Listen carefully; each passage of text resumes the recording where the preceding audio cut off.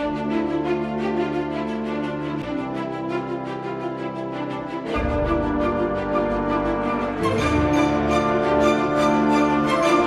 YouTube viewers and random Doctor Who fans. Today I thought I'd do a quick little review on the Doctor Who Infrared Battle Remote Control Dalek Strategist.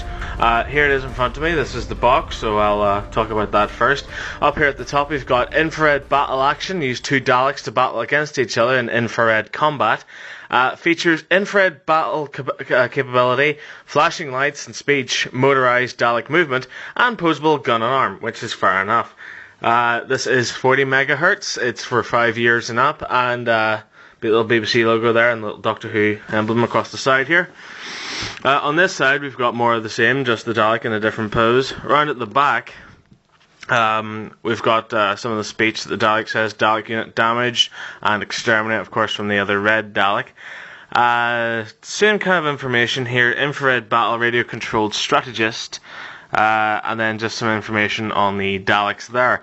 So that's it in its box. Let's take a look at it out of its box. Okay, here he is out of his box. So this is the blue Power Ranger, or should I say Dalek Strategist.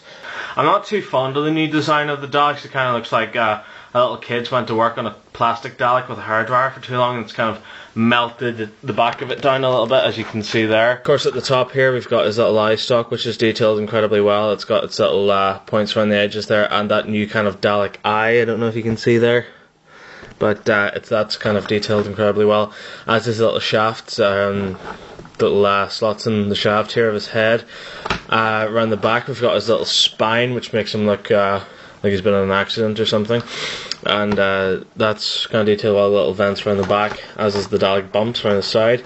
As far as rotation goes, his head can't really rotate. It does kind of, but it gives me the sense that I might break something if I do turn it far enough. His little sucker plunger rotates quite well. There's a lot of movement now on these new Dalek toys compared to the ones from the previous series. So and the gun, of course, is a lot bigger, and it moves incredibly well too. So quite posable in the gun and sucker section, but not so much in the top section here. Down at the bottom here we've got this nice little big thick piece of plastic.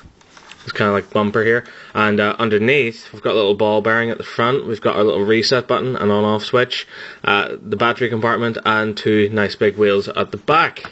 Of course, this is a radio controlled Dalek, so this is his little transmitter here, is that all remote control. As you can see, detailed very nicely. It's a different design now from the previous remote control seen in the last couple of series. It's nice and blue, of course, the reflected colour of the Dalek, just in case you do what the BBC wants you to and goes out and buys another one so you can complete the set. Little aerial up at the top here, which is extendable, which is quite far.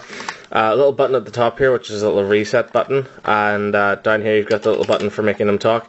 And this is a tank steering Dalek as opposed to car steering, so push both analog sticks forward for it to go forward, both back for it to go back, and that makes it turn in different directions. So of course, to show you what he does, his little features, his little remote control features. First of all, he does speak, so whenever you push that little black button there, he talks, so just pushing that. He speaks with this incredibly slow voice that makes him sound like he was dropped on his head too many times as a kid. So if you listen again, it's a kind of very slow and laborious. And the annoying part is, this is, of course, a little fire button. So whenever you're fighting with your other little red Dalek that you get, although for some reason why one Dalek would be attacking each another, I have no idea. Whenever you push that sends a little infrared signal to the other Dalek, hitting it. It's essentially a little infrared game. The annoying part is, though, every single time you press this button, he says the exact same thing. No, that's really going to get on my nerves after a while. It already has gotten on my nerves, it's just so annoying. So anyway, the other little feature that this Dalek has is he is obviously remote controlled.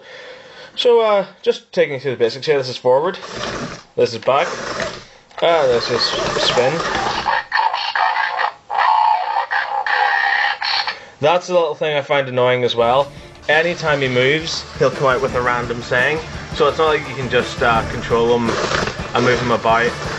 And no matter like what he says or does, like, you know, no matter what he does, I'm just talking rubbish now, aren't I?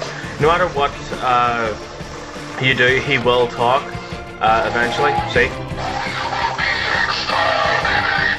So it's not like you have any control over what he says. You know, it would be nice if they had a selection of buttons, you know, just down the little receiver here, so he could push it and he would come up with various things, but he just does it at random, which is kind of annoying and a bit pointless. And his little remote control features are a bit annoying. So in order to insert the batteries, you're going to need yourself a star screwdriver. And this Dalek does take AAA batteries. So as you can see, if you just remove that little panel at the back of the Dalek here, this comes off and you set that to one side, and it takes AAAs, like I say. So in order to insert them here, let me just make sure things are okay. Yep.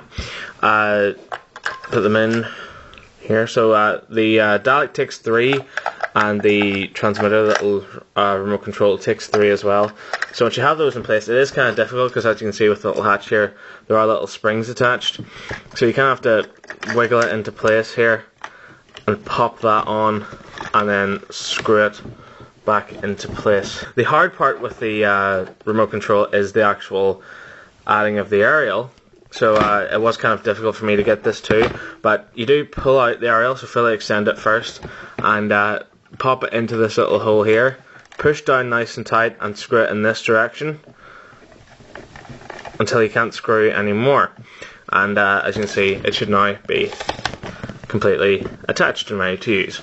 As far as size comparison goes, well, here's the 3. This is obviously a Dalek from the revived series from 2005 to 2009, well, 2010. Here's an Ironside. This is obviously part of the first wave of the Series 10 figurines, next to the remote control Strategist. And as you can see, the Strategist is massive in comparison to the other two. The toy is nice and thick and robust though, and nice and heavy down at the rear here, so it does feel like it could take a few knocks if it accidentally falls downstairs or something like that. The little dome at the top doesn't move, which annoys me, but I think in keeping with the Daleks from the prior series, most of the antenna is housed in here, and so obviously it can't really rotate too well. I do like that the plunger and the gun rotates a lot better. That's something that I definitely like. I also like the controller. I think that's quite nice. The design of it as well. It feels very good, be a child or be an adult. As you can see, it fits most hands incredibly well.